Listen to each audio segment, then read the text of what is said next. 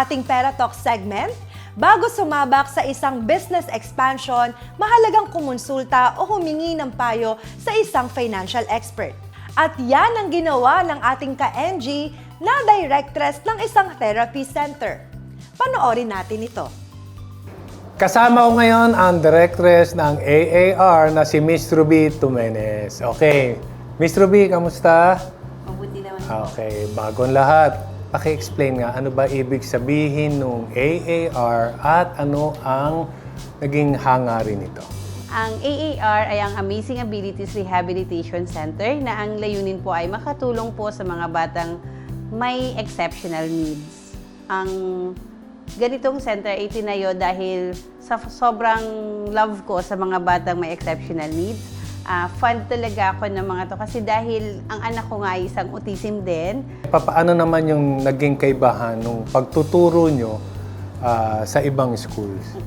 Ang kaibahan po namin dito ay gumagamit po kami ng Holistic Intervention Center, Holistic Therapy.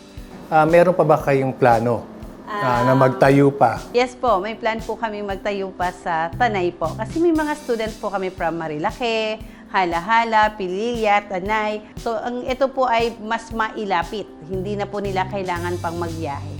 Ngayon gusto ko lang tawagin yung isa sa ating mga kasamahan na pwedeng makatulong sa inyo.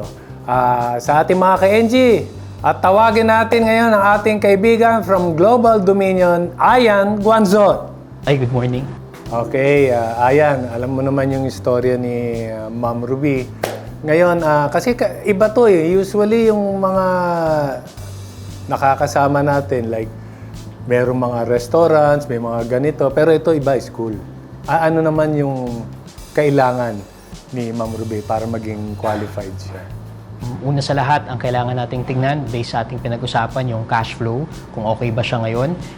And if meron kang existing na mga loans, kailangan balansehin mo yung existing na capital mo rin. Kung yung bahagi ba ng capital enough pa kumpara dun sa bahagi ng meron kang loans. And based dun sa at least una natin na pag-usapan, mukhang kakayanin pa naman Sir Benji na mag-access ng credit line, for example, para sa pinaplano niyang expansion. So yung pang-apat na school, although hindi naman magiging sobrang dali, hindi na kasing hirap nung pagbuo niya ng tatlong schools na nauna. Sir, paano ko ba masisecure yung cash flow po ng pera ng center namin? Siguro sa pinaka-internal muna na operations, no, pinaka-critical dyan, ma'am, yung sa manpower. Paghawak ng tao. Napansin ko po kasi na dun sa mga nauna mong schools, tutok ka dun sa tatlo. Now, hindi na po yan magiging ganong kadali kung more than 3 na po yung schools nyo. So, dapat meron ka na pong mapagkakatiwalaan will also supervise these schools. Kabilang na kasi doon sa ima-manage na yung cash flow. Hindi po sa lahat ng pagkakataon, direkta, makikita mo lahat ng pumapasok at lumalabas na pera sa'yo.